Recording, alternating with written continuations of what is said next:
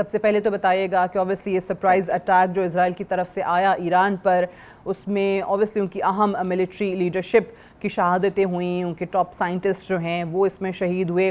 जो अभी तक ईरान की तरफ से जवाबी कार्रवाई हुई है, what's your take on that? जी थैंक यू।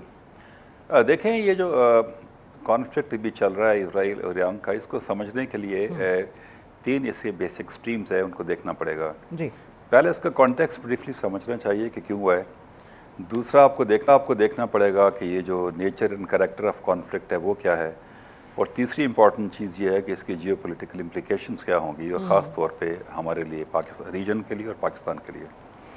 देखिए, कॉन्टेक्स्ट में आप ये समझें कि दुनिया में इस वक्त तीन ब्रॉडर स्ट्रेटजिक फिनोमेना हैं जिनसे पिछले 50-60 साल से दुनिया चल रही है। एक परपेचुअल कॉन्टेस्ट चल रहा है between China and US for the economic and military dominance, और जिसमें क्लियरली भी with the passage of time China is taking edge, और there is a apparent waning influence है यूएस का। वो एक कंटिन्यूस उनकी एक कॉन्टेस्ट चल रहा है। दूसरा बेसिकली मेन स्ट्रीम है मिडल ईस्ट सेल्फ, जहाँ पे इज़राइल एक इलीगल पोजीशन में है, और उसकी जो पोजीशन है वहाँ पे specially in the context of their design to have a greater Israel, उसकी इम्प्लीकेशन सिर्फ मिडल ईस्ट के लिए नहीं, पूरी दुनिया के लिए।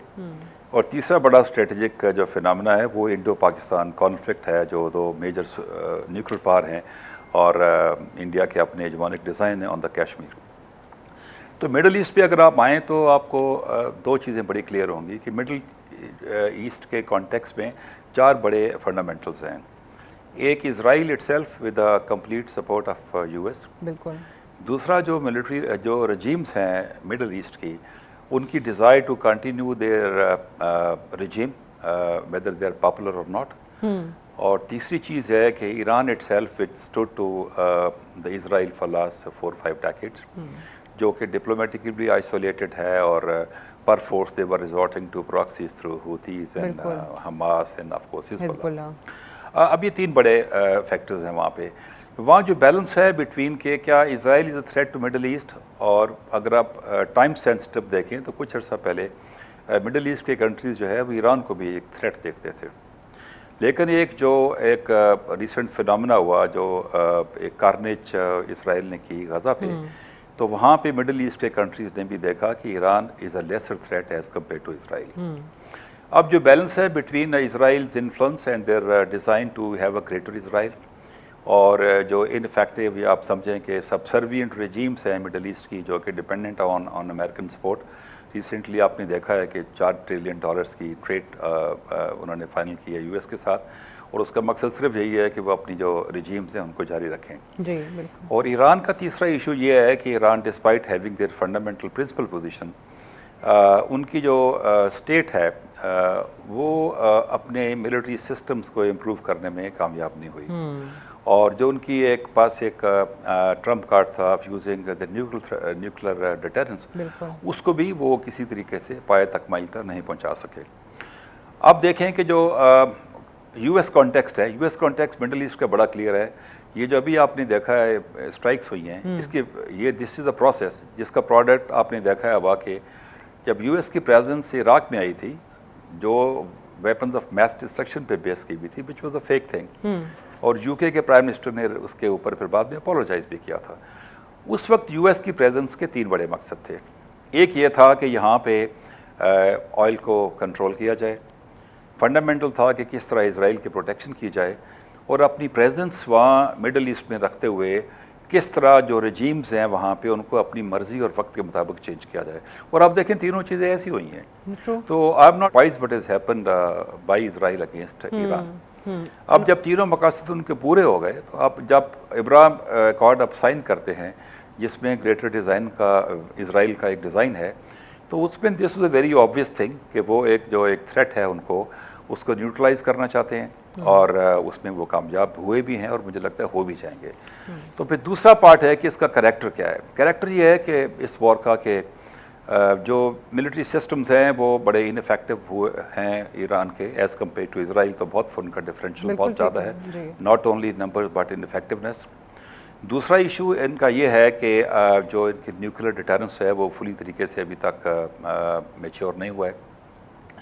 चौथी चीज़ ये है कि डिप्लोमेटिकली भी आइसोलेट रहे हैं, इनको मुस्लिम उम्मा की भी कोई सपोर्ट नहीं रही है।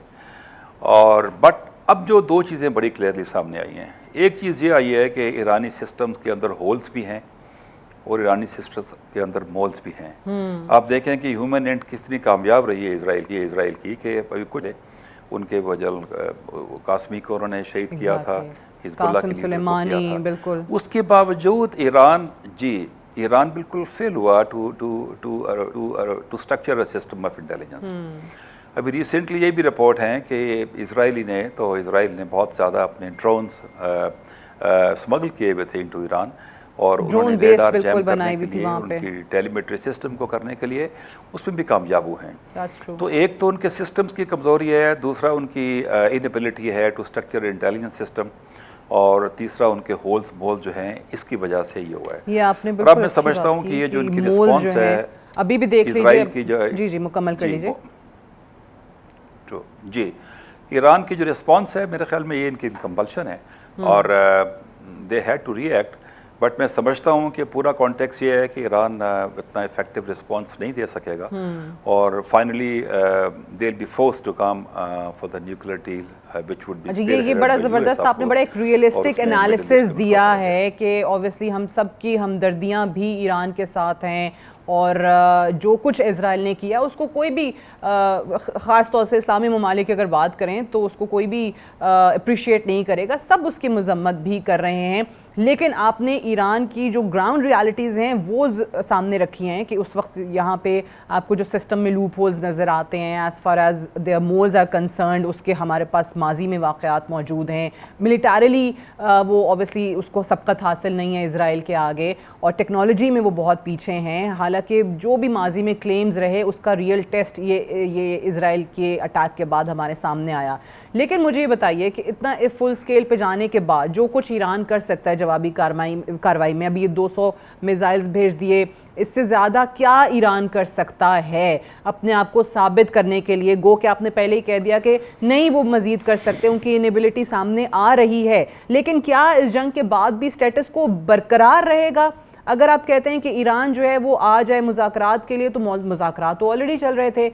कल जो है वो छठा राउंड होना था अमेरिका और ईरान के मुज़ाकरात का, उससे पहले ये हमला हो गया।